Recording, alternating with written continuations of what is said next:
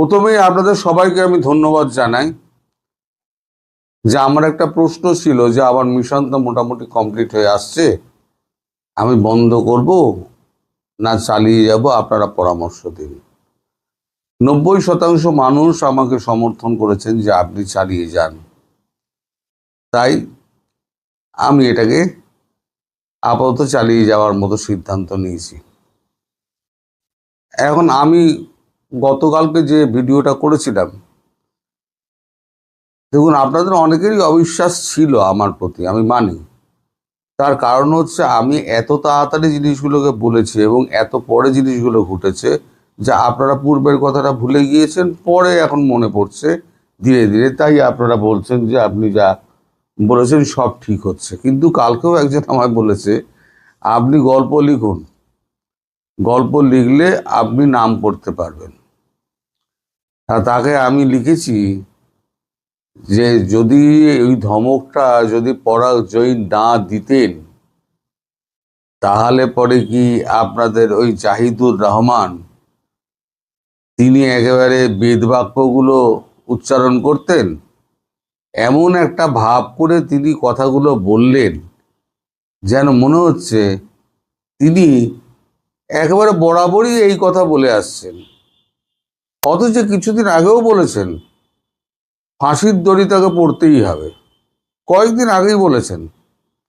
এখন তিনি এমন একটা ভাব করছেন যেন এটাই একটা প্রথা ছিল প্রথম থেকে, শেখ হাসিনা আসবেন, এলে পরে তার বিচারিক প্রক্রিয়া তার সম্পন্ন হবে এবং তাকে পূর্ণ একেবারে দেওয়া হবে, সুরক্ষা দেওয়া হবে। চাপে পড়লে না সব বেড়াল ইঁদুর সব গাছে উঠে যায়। তো গতকালকে একটা মানে দ্বিপাক্ষিক একটা সমঝোতা পত্র হয়েছে, স্বাক্ষরিত হয়েছে আমাদের মার্কিন যুক্তরাষ্ট্র এবং ভারতের মধ্যে। যুক্তরাষ্ট্র ভারতের মধ্যে যে সমঝোতা পত্রটা হয়েছে সেটা অপ্রকাশিত, সেটা হচ্ছে ক্লাসিফাইড, এটা প্রকাশ করা হবে না। আমি তার কয়েকটা লাইন পেয়েছি, তার মধ্যে যেগুলো বিতর্কিত সেগুলো আবার কেটেও লাল দাগ দিয়ে কেটে দিয়েছি। আমি দেখেই যাচ্ছি যুক্তরাষ্ট্র ও ভারত কূটনৈতিকভাবে এমন একটি সমঝোতায় পৌঁছেছে যার মাধ্যমে বাংলাদেশের সাবেক প্রধানমন্ত্রী শেখ হাসিনার নিরাপদে দেশে ফেরার সুযোগ তৈরি করা হতে পারে। একই সঙ্গে তার মৃত্যুদণ্ড এবং অন্যান্য সাজা অন্তত 1 বছরের জন্য স্থগিত রাখার বিষয়েও সমঝোতা হয়েছে বলে সূত্রের দাবি। গত 2 সপ্তাহে যুক্তরাষ্ট্র ও ভারতের কর্মকর্তারা বাংলাদেশ সরকারের জ্যেষ্ঠ সদস্যদের, যার মধ্যে প্রধানমন্ত্রী তারেক রহমানও রয়েছে, বিষয়টি জানিয়েছেন এবং ঢাকার সহযোগিতা চেয়েছেন বলে উল্লেখ করা হয়েছে। ভারত শেখ হাসিনার দেশে ফেরা ও তার নিরাপত্তার বিষয়টিকে নিজেদের জাতীয় নিরাপত্তার স্বার্থের সঙ্গে সংশ্লিষ্ট বিষয় হিসেবে বিবেচনা করছে বলে দাবি করা হয়েছে। একই সঙ্গে নয়াদিল্লি, রাশিয়া, ইউরোপের কয়েকটি দেশের সঙ্গেও এ বিষয়ে ঘনিষ্ঠভাবে আলোচনা চালিয়ে যাচ্ছে। আমি বলেছিলাম না যে আপনার বিভিন্ন ইউরোপিয়ান দেশগুলোতে প্রধানমন্ত্রী ঘুরে বেড়াচ্ছেন এবং 20-22টা দেশ এই আন্তর্জাতিক আদালত নিয়ে, বিতর্কিত আদালত নিয়ে একটি চিঠি দেবেন, নইলে তারা কূটনৈতিক সমস্ত সম্পর্ক ছিন্ন করবেন, এটাও বলেছিলাম। কদিন বাদে এটা হবে, মিলিয়ে নেবেন। যেমন পটাকাবাজি যদি বেশি তাইরেবেরি করে তাহলে পটাকাবাজি ফোটানো কিন্তু শুরু হয়ে যাবে, সেটাও মিলিয়ে নেবেন। তখন এই ভদ্রলোক যে লিখেছিলেন না, তার পেছনে আমি বলবো একটা কালী পটকা ফাটিয়ে দিতে। শেখ হাসিনার প্রত্যাবর্তনের নিরাপত্তার বিষয়ে ভারতের একটি উদ্যোগকে চীন সমর্থন করেছে, তবে এই চীনের এই সমর্থনের মাত্রা ও ধরন সম্পর্কে কোনো প্রকাশ্য প্রমাণ সরকারিভাবে নিশ্চিতকরণ হয়নি। সার্বিকভাবে কথিত এই কূটনৈতিক উদ্যোগের সঙ্গে কয়েকটি বিষয় পরস্পর সম্পর্কিত: শেখ হাসিনার আইনি অবস্থান, তার সাজা স্থগিতের সম্ভাবনা, ব্যক্তিগত নিরাপত্তা নিশ্চয়তা, দেশে ফেরার শর্ত এবং আওয়ামী লীগের রাজনৈতিক অবস্থান। ভারতের জন্য বিষয়টি রাজনৈতিক ও নিরাপত্তা দুই দিক দিয়ে গুরুত্বপূর্ণ। নয়াদিল্লিকে বর্তমানে বাংলাদেশের বর্তমান সরকারের সঙ্গে পাশাপাশি শেখ হাসিনা আওয়ামী লীগকে ঘিরে দীর্ঘদিনের নিরাপত্তা সংক্রান্ত উদ্বেগের মধ্যেও ভারসাম্য রক্ষা করতে হবে। অন্যদিকে যুক্তরাষ্ট্রের কাছে বিষয়টি ক্রমেই আঞ্চলিক স্থিতিশীলতা এবং ভারতের সঙ্গে কৌশলগত সহযোগিতার বৃহত্তর প্রেক্ষাপটে গুরুত্বপূর্ণ হয়ে উঠেছে। মানে ব্যাপারটা কি জানেন, আমেরিকার এটা কি প্রথম তাই বলে এসেছিল যে আমেরিকা থেকে পা না আমেরিকা বা বাংলাদেশ থেকে পা না তুললে ভারত কোনো রকম সাহায্য করবে না। মনে করে দেখুন, আমি শুরু থেকে বলে আসছি। আলটিমেটলি আমেরিকা বুঝেছে। আমেরিকা বোঝার পর আমেরিকার এখন বর্তমান অবস্থা হচ্ছে আমেরিকা ফেঁসে গেছে।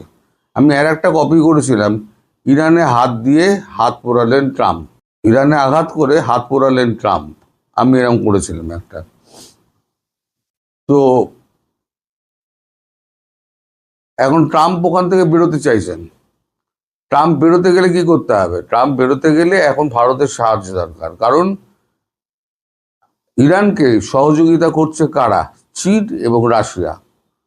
ভারত বললে চীন মানবে, তার কোনো মানে নেই, কারণ চীনের আলাদা স্বার্থ রয়েছে। রাশিয়া হচ্ছে পরম বন্ধু। রাশিয়াকে যদি, পুতিনকে যদি অনুরোধ করা হয়, আমাদের প্রধানমন্ত্রী অনুরোধ করেন, তাহলে পুতিন হয়তো কথা শুনতে পারে। সেক্ষেত্রে আবার ভারত বলে দিয়েছে যে আপনারা যেটা করতে হবে, আপনারা ইউক্রেনকে আপনারা থামান। অস্ত্র সহযোগিতা বন্ধ করে দিলে ইউক্রেন থেমে যাবে। মানে আপনি টাকা পয়সা কিছুই দেবেন না, অস্ত্র কিছুই দেবেন না, কি দিয়ে লড়বে ইউক্রেন? এই ইউক্রেনের রাষ্ট্রপতিকে যেমন দেশ ছাড়া হতে হবে, আমাদের মহান তারেক রহমানকেও দেশ ছাড়া হতে হবে। এটা আমি আগাম বলে দিলাম। এটা আগেও বলেছিলাম, তাকে লন্ডনবাসী হতে হবে। আবার তিনি হয়তো লন্ডনবাসী হবেন। আচ্ছা, এবার দেশে ফিরলে, শেখ হাসিনা দেশে ফিরলে, আমি কতদিন আগে বলেছি সেপ্টেম্বর মাস, ডিসেম্বর নয়, সেপ্টেম্বর মাস। এখন সবাই সেপ্টেম্বর বলে চেঁচাচ্ছে, মানে আমার কথাগুলো এখন সব বাসি হয়ে গেছে। তো এখন সেপ্টেম্বর মাসে তিনি যদি দেশে ফেরেন, তাহলে 2027-এর নির্বাচন হবে। আর 2027-এর নির্বাচন হলে বুঝতেই পারছেন কি হবে। তার আগে তারেক রহমান তাকে একটা সসম্মানে নিষ্কৃতি দেওয়া হবে, মানে সেফ এক্সিট, সসম্মান নিষ্কৃতি দেওয়া হবে, তিনি বেরিয়ে যান। এবার নির্বাচনে সবাই অংশগ্রহণ করলো। তারেক রহমান যদি যেতেন, আবার দেশে ফিরে আসবেন, দেশে ফিরে এসে তিনি আবার শাসন ব্যবস্থা গ্রহণ করবেন। কিন্তু বর্তমানে দেশের যে অবস্থা, এই বিদ্যুৎ নিয়ে, আর তার যা নাম হয়েছে, কি খাম্বা না কি একটা, ডাম্বা কি একটা নাম হয়েছে, তা সেই নাম তিনি এখন পরিচিত হয়ে গেছেন। ফলে ওনাকে আর নির্বাচনে জিতিয়ে আনার আমার মনে হয় না আমাদের দেশের যে বাংলাদেশের যে মানুষের, তারা তো উৎসাহ থাকবে। ফলে শেখ হাসিনা হচ্ছেন একমাত্র বিকল্প এবং একমাত্র বিকল্প।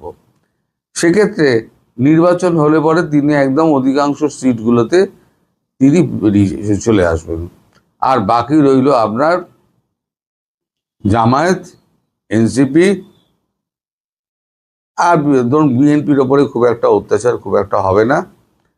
অত্যাচার যেটা হবে সেটা হচ্ছে ওই এনসিপি গুলোর ওপরে আর জামাতের ওপর। জামাত তো পালিয়ে যাবে, জামাত কেউ একটা থাকবে না। জাতীয় পার্টি যোগ দেবে, নির্বাচনে যোগ দেবে, যেমন সহযোগী দল ছিল সেই সহযোগী দল হিসেবেই যোগ দেবে। বিএনপির খুব একটা সমস্যা নেই, মরবে হচ্ছে গিয়ে এই জামাত এবং এনসিপি। জামাত তো অর্ধেক পালিয়ে যাবে, আর সমুদ্রে ঝাঁপ দেবে, দুটোর একটা। এই যে আমি কথাগুলো বলছি না, আজকে হয়তো আপনাদের কাছে আবার অবিশ্বাস্য লাগতে পারে, কিন্তু ভবিষ্যতে আবার 1 মাস বাদে দেখবেন যে এগুলো আবার নতুন করে আমার কথাগুলো ফলছে। আমি আগে বলে দিই, এটাই হচ্ছে আমার দোষ, চেপে রাখতে পারি না, বলে দিই, মুখ ফসকে যায়, বলে দিই। তো যাই হোক, তারেক রহমান আসছেন কি আসছেন না তাও এখনো বোঝা যাচ্ছে না। এলে তিনি অন্তত 10টা রাষ্ট্রনেতার সঙ্গে আলাপ করতে পারতেন, কিন্তু নিজের দলের একই খবর, অবস্থা খারাপ, দেশের মানুষ কেঁপে আছে, বিদ্যুৎ নিয়ে, তারপর আরো খেপাবেন কিনা ভারতে এসে, সেই ব্যাপারটাই তাকে নিয়ে চিন্তায় ফেলেছে। ফলে তিনি আর ওই পথে হাঁটবেন বলে আমার মনে হয় না। তিনি হয়তো ভারতবর্ষে আসবেন না, হয়তো একাকী দেখা করার জন্য হয়তো প্রধানমন্ত্রীর সঙ্গে আগস্টে দেখা করার কথা শোনা যাচ্ছে, কিন্তু আমি বিশ্বাস করি না। তারেক রহমান প্রধানমন্ত্রী মোদির সঙ্গে দেখা করতে আসবেন, আমি বিশ্বাস করি না। যখন যদি হয় তাহলে আমি বলবো যে আমি ভুল বলেছি, আমি বিশ্বাস করি না। তো এই হচ্ছে আমাদের মার্কিন যুক্তরাষ্ট্র এবং ভারতের যে যৌথ একটা চুক্তিপত্র, যেটা হচ্ছে আপনার ক্লাসিফাইড, প্রকাশ করা যাবে না, তার ওই 3টি পাতা আমার কাছে এসেছিল, জাস্ট মার্ক দিয়ে। তার মধ্যেও কেটে দিয়েছে, অনেক কিছু কেটে দিয়েছে, ওই কাটা অবস্থাতেই আপনাদের আমি দেখালাম। তো যাই হোক, কিছুটাও দেখাতে পারলাম। আপনারা সবাই ভালো থাকবেন, সুস্থ থাকবেন, সাবধানে থাকবেন, এবং আরেকবার বলি, আমাকে উৎসাহ দেওয়ার জন্য আপনাদের প্রত্যেককে আমার সশ্রদ্ধ প্রণাম এবং ছোটদের আমার আশীর্বাদ। ধন্যবাদ।